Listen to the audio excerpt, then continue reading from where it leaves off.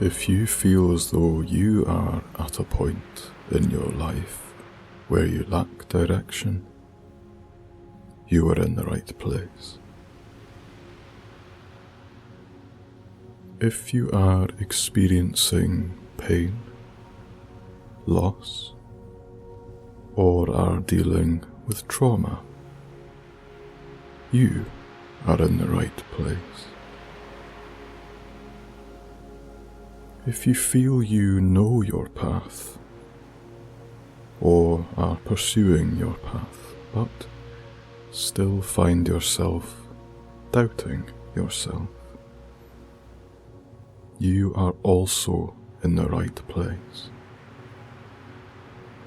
I know this because I coach you. I speak with many of you, and in many regards, I am one of you. The truth is, everyone needs support, and there is never any shame in that. Never. I also need support, and often. It is what makes us human. But right now, it is what I am here for. To support you. And right now I am going to help you understand why you are holding yourself back from real happiness, and how to break through this limit.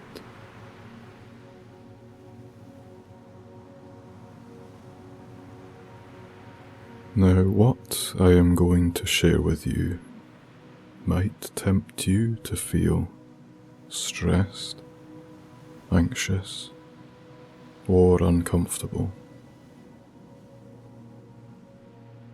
I understand why this may be, but this is precisely the point of this guided meditation. I wish for you to seek a sense of peace, enlightenment, and encouragement from my words. My words are here to empower you, not deny or condemn your feelings.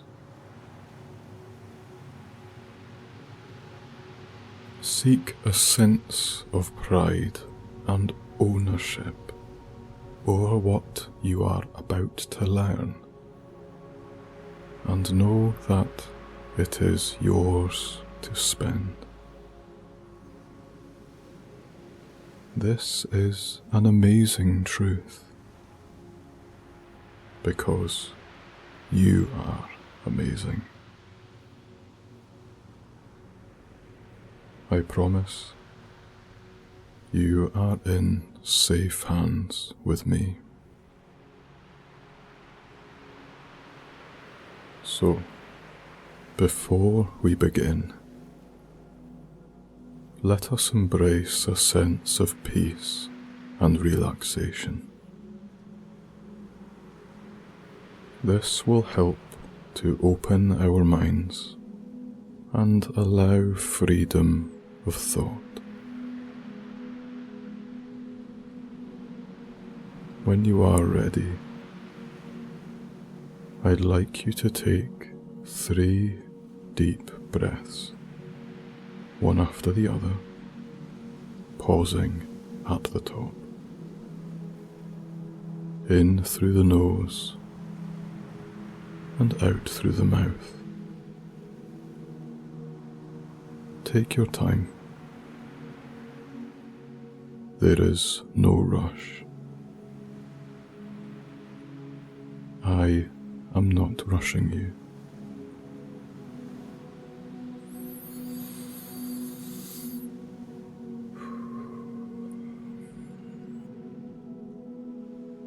Take a few more if you feel like it. You are in control.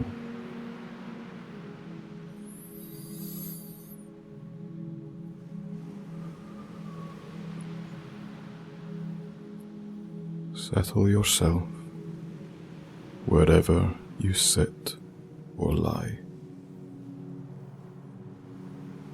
Feel comfortable. Adjust yourself until your body feels heavy. Allow your arms and legs to release tension. Let your shoulders sag. Allow your neck to release.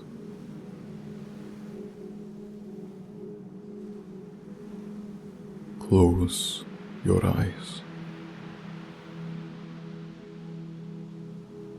You are here in the moment with me. Listen to my voice. It is just you and me. And you are very safe. Very safe indeed.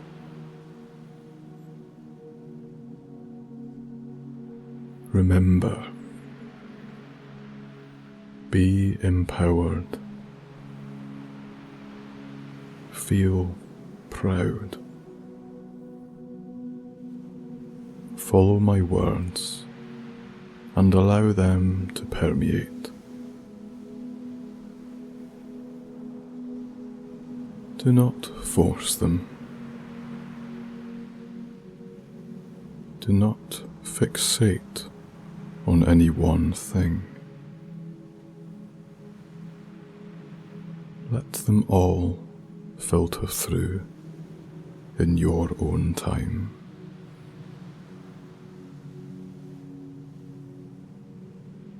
It's just you and me,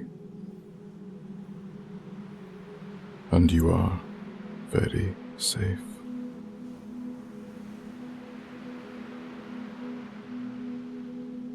Allow me to share with you this odd-sounding truth. Most people don't want to be happy, which is why they aren't. They just don't realize that this is the case. People are programmed to chase their foremost desire at almost any cost. Imagine the adrenaline-fueled, superhuman powers people develop in life or death emergencies, and you'll see what I mean.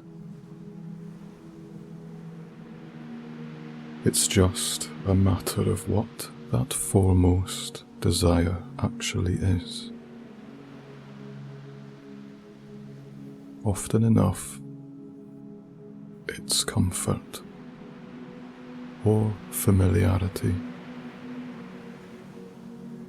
There are many reasons people thwart the feeling of happiness, but a lot of them have to do with assuming it means giving up on achieving more. Nobody wants to believe happiness is a choice, because that puts responsibility in your hands. It's the same reason people self-pity. To delay action, to make an outcry to the universe, as though the more they state how bad things are, the more likely it is that someone else will change them.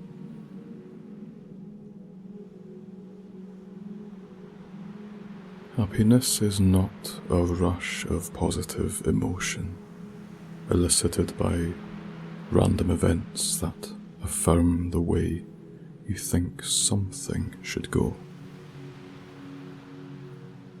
Not sustainable happiness, anyway.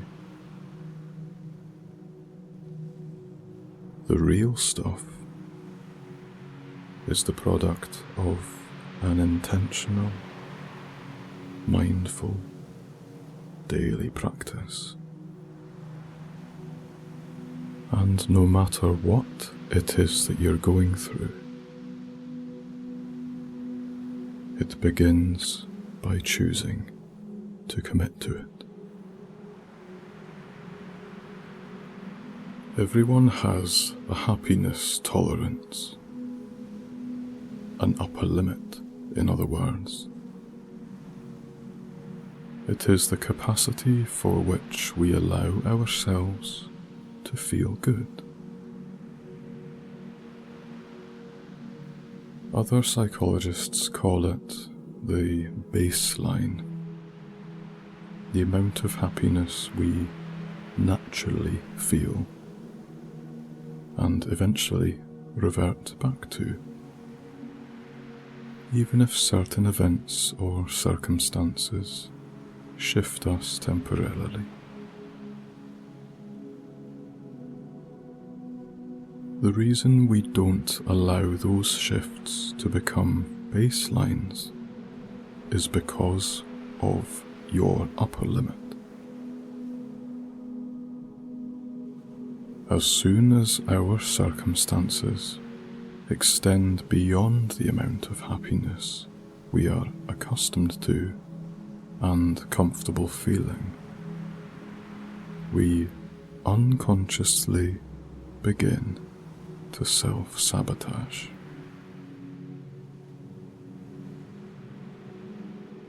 We are programmed to seek what we've known. So even though we think we are after happiness, we're actually trying to find whatever we are most accustomed to. And we project that on whatever actually exists, over and over again.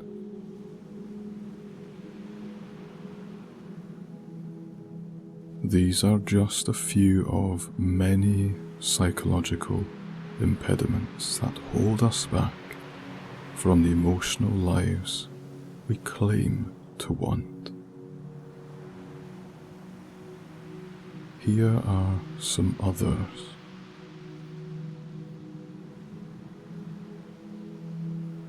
Everyone has a limited tolerance for feeling good.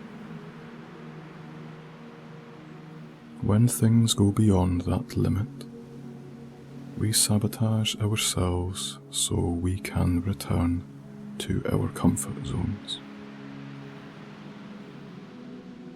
The tired cliché of stepping outside them serves a crucial purpose. It makes people comfortable with discomfort, which is in turn the gateway to expanding their tolerance for happiness. There is a likability limit that people like to remain under. Everyone has a level of success that they perceive to be admirable and unthreatening to others. Most things people do are in an effort to earn love. Many desires, dreams, and ambitions are built out of a space of severe lack. It's for this reason that some of the most emotionally dense people are also the most successful. They use their desire for acceptance, love, and wholeness as fuel, for better and for worse. The point I'm making is once people surpass the point at which they think people will judge and ridicule them for their success, as opposed to praise them for it, they promptly cut themselves off, or at minimum severely downplay or minimize it, so as to keep themselves in good standing with those from whom they desire approval. It's ultimately not that people value ego and material things over love, but that they think those things will earn them love.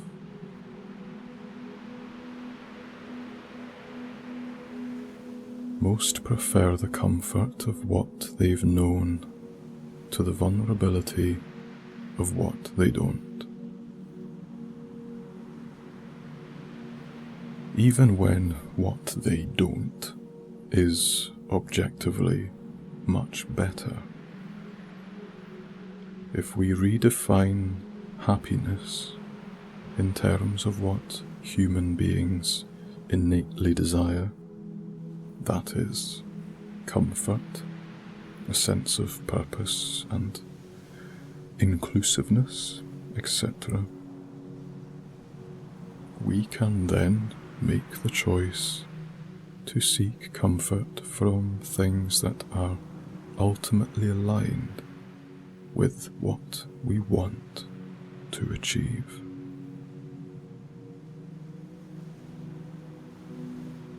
Many people are afraid that being happy equals giving up on achieving more. Happiness is, in an essential form, acceptance. It's arriving at the end goal, passing the finishing line, or letting the wave of accomplishment wash right over you.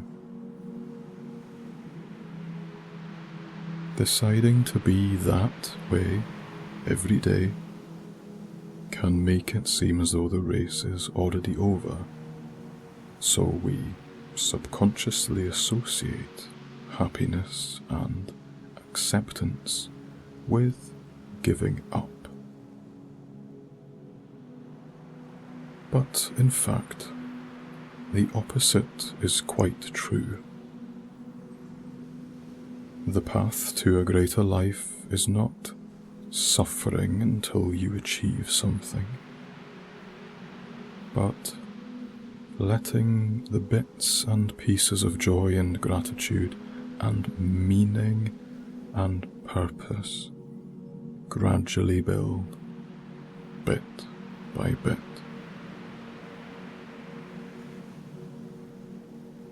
People delay action once they know truth, and the interim between knowing and doing is the space where suffering thrives. Now allow this one to really sink in and embrace it. Most of the time, it's not about not knowing what to do or not knowing who you are. It's about the resistance between what's right and what's easy. What's best in the long term versus what's best for you in the short term. We hear our instincts, we just don't listen. This is the single most common root of discomfort. The space between knowing and doing. We are culturally addicted to procrastination because we are also just as enamored by deflecting something.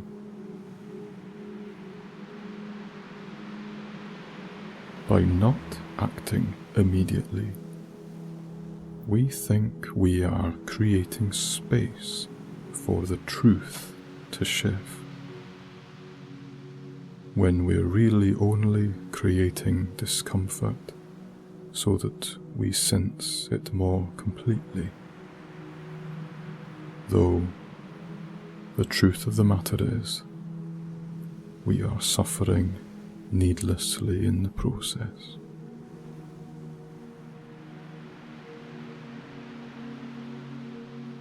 People believe that apathy is safety. We are all afraid of losing the pieces and people that make up our lives. Some people try to cut ahead of the pain curve and don't let themselves feel as though they wanted or liked those things in the first place. The undercurrent here is the sense that everything ends and all is impermanent, and while those things are more or less true, there is something just slightly truer, and it is that death gives life a meaning. It's the fact that we can lose what we have that makes it sacred and precious and wonderful. It's not about what pain you suffer. It's about what you suffer for.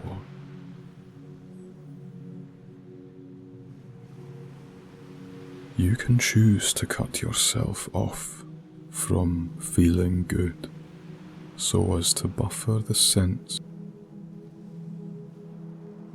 of loss and suffer from numbness. Or you can have an incredible life and mourn wildly when it's over. But at least there was a means to that end.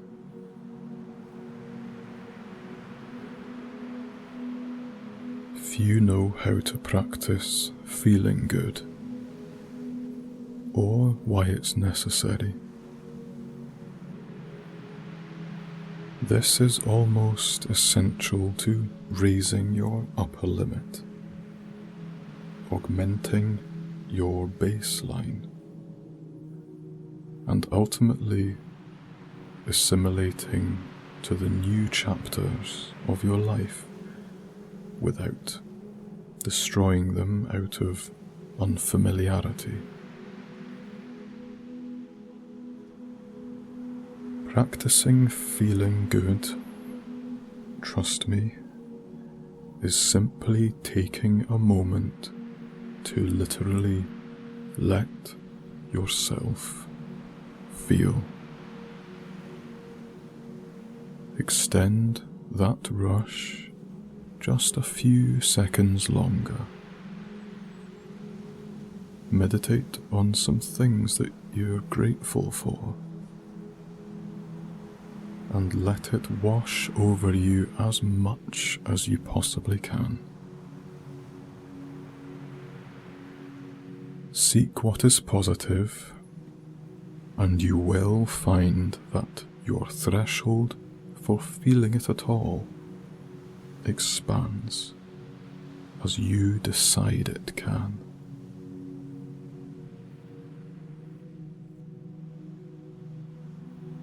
People think that happiness is an emotional response facilitated by a set of circumstances, as opposed to a choice and shift of perception or awareness.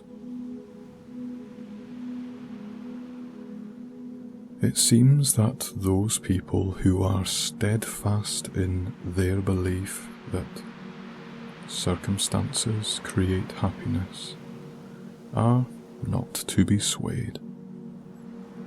And that makes perfect sense, don't you think? It is for that same reason that we buy into it so much.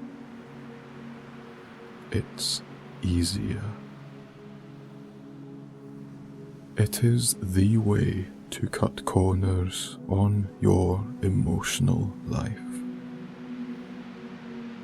It is seemingly logical and fairly easy to attain, so why not stand by it fiercely? Because ultimately it's false. It maintains that you must wait to feel happy. And as you and me know, unless you are cultivating your baseline to be all around higher, you will spend the rest of your life bobbing from one perceived high to another. Some of the statistically happiest countries in the entire world are nearly impoverished. Some of the most notable and peaceful individuals to grace the earth died with only a few pennies to their name. The commonality is a sense of purpose, of belonging, and love. Things you can choose to feel and cultivate, regardless of physical or material circumstance.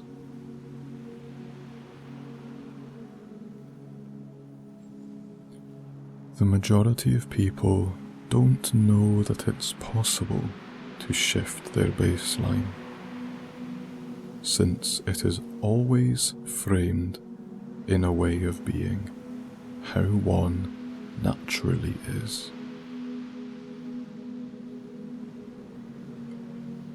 If I've heard it once, I've heard it 1,000 times. The man with anxiety who says, "It's just the way I am," or the woman with a dozen irrational fears who attributes them to her personality. The thing is that nothing has to be an essential part of you unless you decide it is. Least of all, anxieties and fears. In fact, those things are never essentially part of who someone is. They are learned behaviors. They are ego reactions that went unchecked.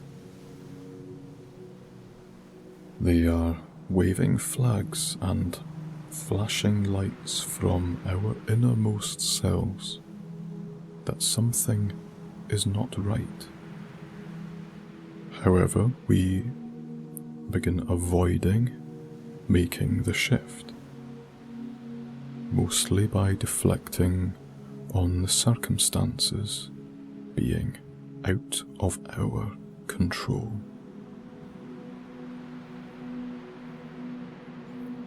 People believe that suffering makes them worthy. Now, what I mean by this is that people think to have wonderful things in their lives without having suffered for them somehow translates to us feeling as though we haven't truly earned them, and therefore they are not completely ours. The flip side to this is that the idea that beautiful, joyous things could simply be ours without any conscious creation of them on our part.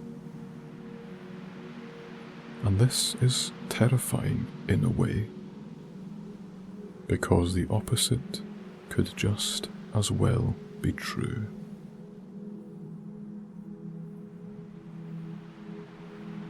Many people believe they can beat fear to the finish line. Worry is the Western cultural pastime, to be satirical, and it is ultimately a deflection from the fact that we float between extremes. Those are not caring about anything,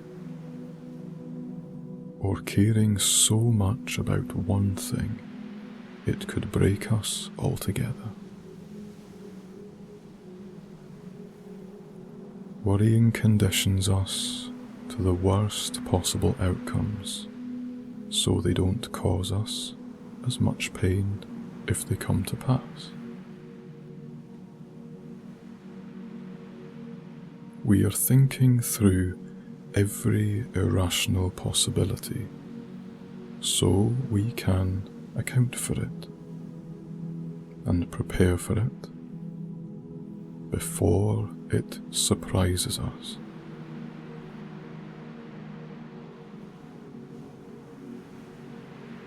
We try to imagine every bad thing a person could say about us, for example, so they are not the first to do it.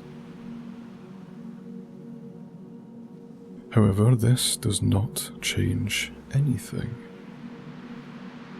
You still won't expect difficult things to arise.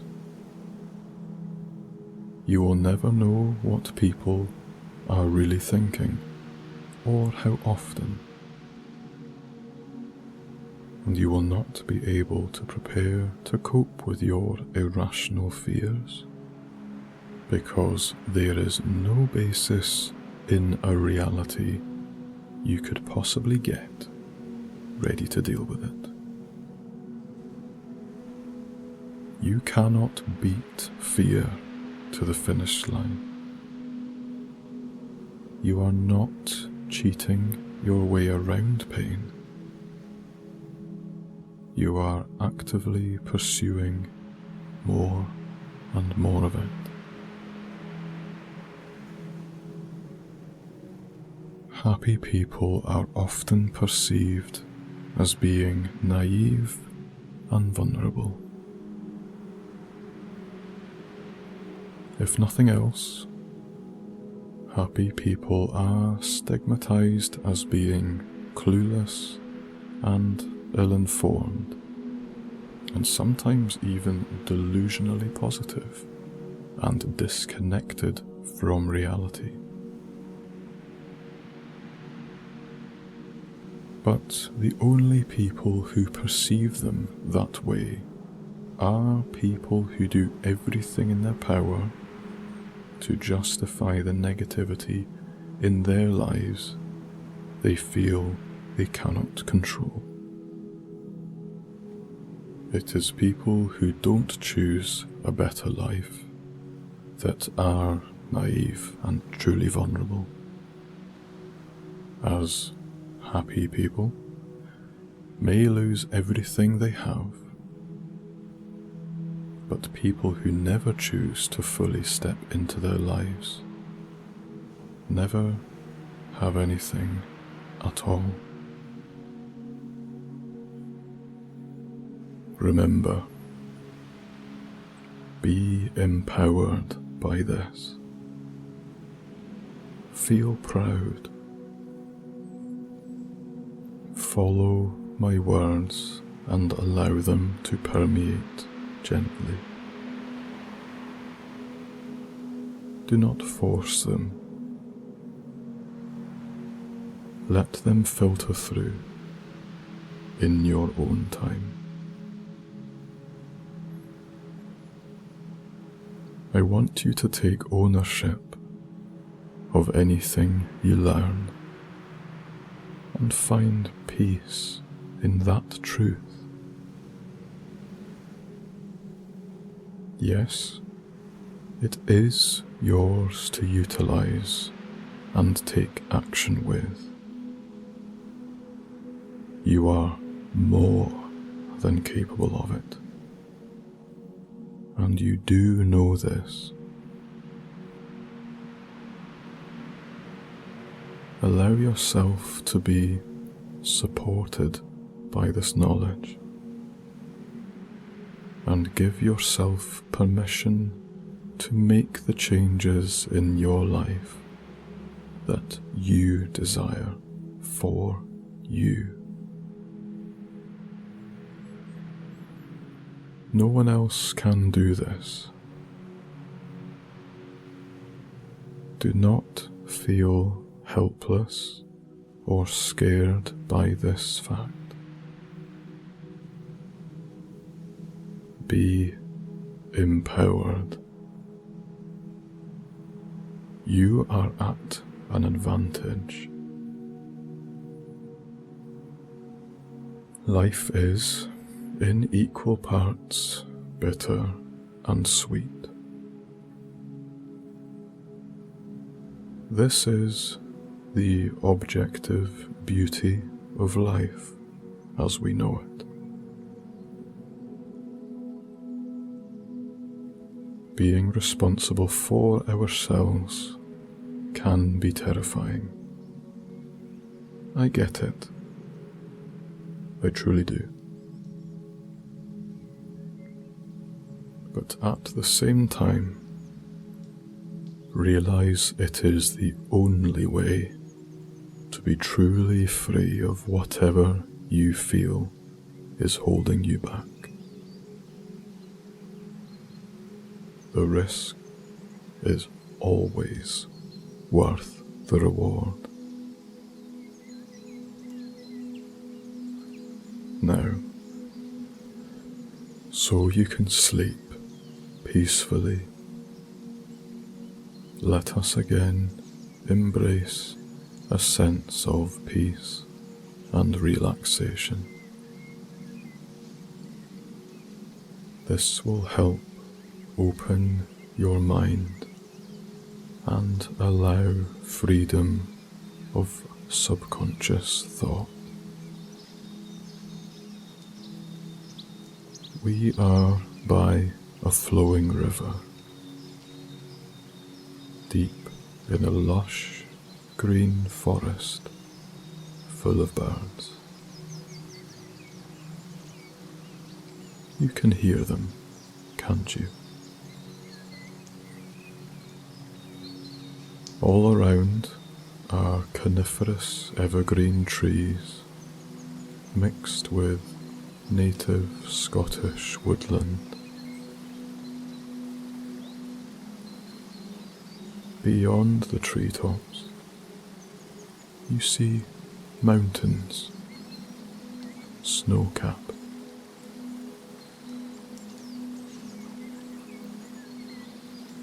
At the top, A wind blows snowdrift off the summits, creating a cloud of wispy crystals.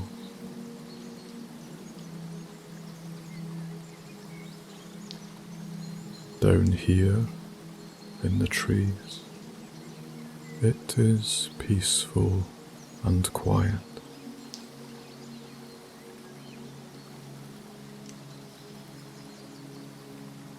Listen to the water.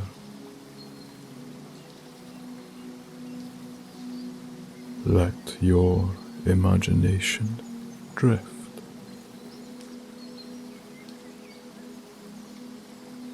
What else can you see? Butterflies floating about without a care in the world.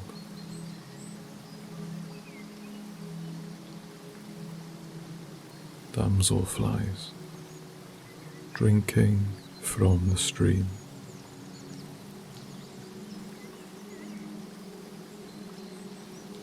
Soft rays of sunlight streaming between branches, weaving gently in the breeze.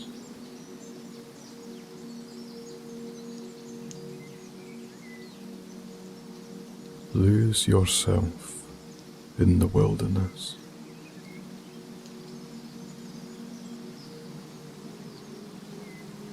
The wilderness is a place where you are at peace.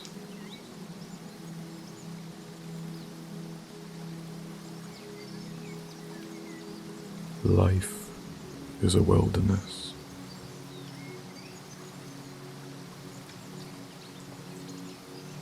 And you are at peace with life.